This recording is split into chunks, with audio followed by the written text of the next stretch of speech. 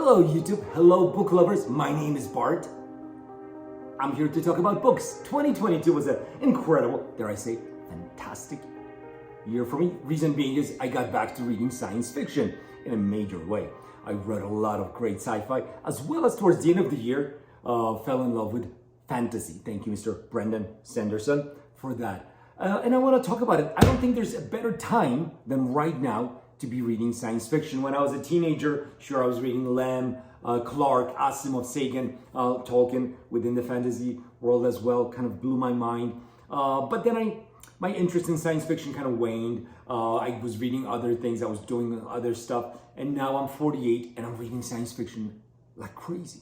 I can't put it down. It's incredible. There are so many great authors right now writing science fiction. And also there's so much happening culturally in our society right now that is exciting. Let's talk about it. Space, right? We have the Webb Space Telescope peering further back in time and deeper into space than ever possible.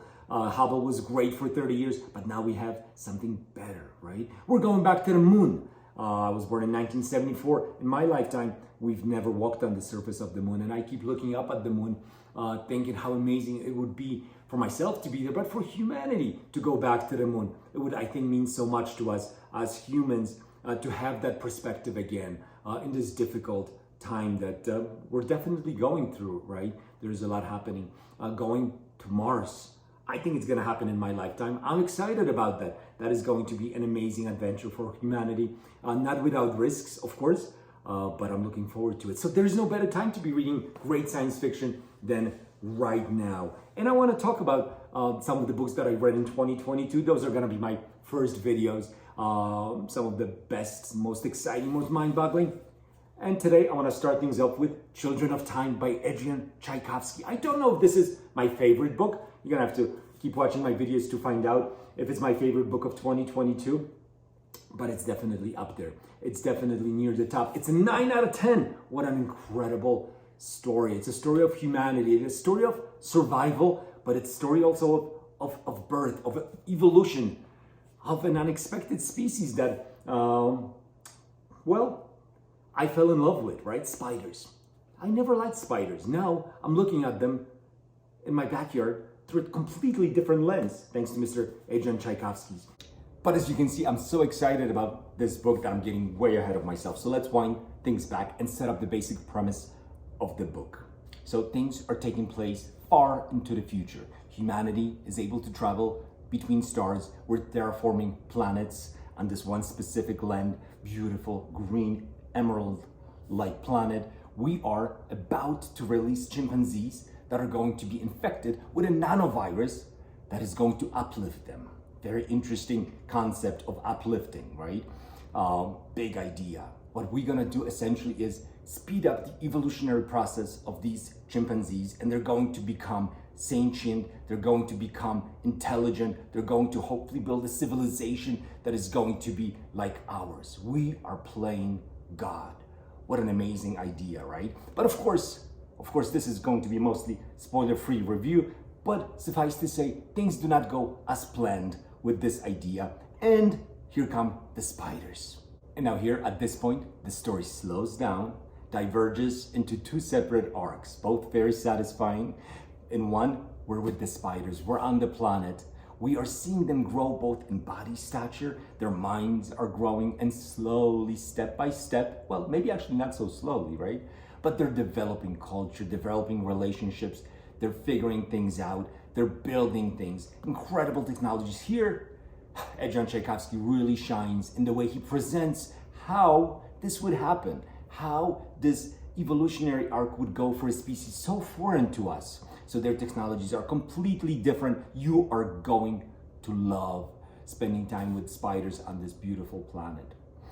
Very interesting ways of how their society develops, the relationships between males and females here. In this case, females are by far the more dominant. They're bigger. They're all the intelligent spiders are females, but there are also males who are starting to fight their way up the ladder, right? So very interesting, very akin to what happened with our social movements of the 20th century, and perhaps with some things in the news right now as well. So a very interesting arc. The other one is humanity. Now it's taking hundreds, thousands of years now for the spiders to grow. At the same time, Earth is becoming a non-viable planet. We have to find a new place. There's been an ice age, things have happened, there's been wars, right?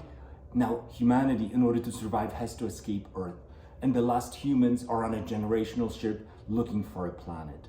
Wow, there's some amazing characters on the ship as well. Interesting things happen when you're confined to a small space like that for so long. We're talking hundreds and hundreds of years in cryogenic sleep, being woken up, things, time dilate. I mean, there's a lot happening. The one person who is connecting the two arcs together, the spider and the human arc, is Dr. Kern.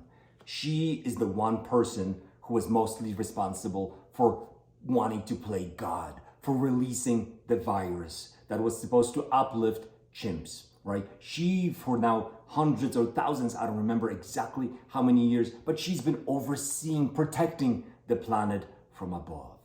You're gonna have to read to find out how that is possible. But what an amazing character. Her ego out of control, her humanity slowly being eroded as she's connected with an artificial intelligence.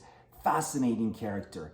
An amazing arc to the story. The book, to me, felt like a fast read. It's packed with information, packed with things that happen.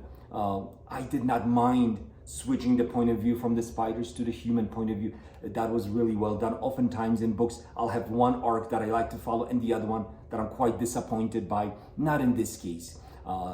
Things are, in a way, on a collision course. You can sense it, but it's a fascinating book. 600 or so pages. I read this book in maybe 5 days.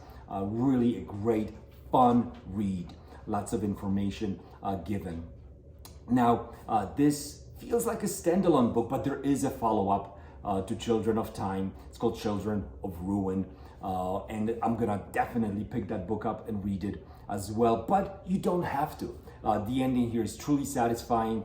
There isn't a big cliffhanger that the book is leaving you on. I appreciated the book. Adrian Tchaikovsky did a fantastic job. One of my new favorite writers, and I've only read one of his books, so that's exciting. Polish descent, which is also nice for me. I'm of Polish. I was born in Warsaw, so definitely an extra point for Adrian Tchaikovsky right there. So just a great story, great book, an epic scale, lots of incredible concepts. It's definitely a concept-driven book, but you do have amazing characters that you're gonna fall in love with, even if they're possibly not human, these characters. So a great read, fast read. I truly recommend it. I gave my score already 9 out of 10 for this book.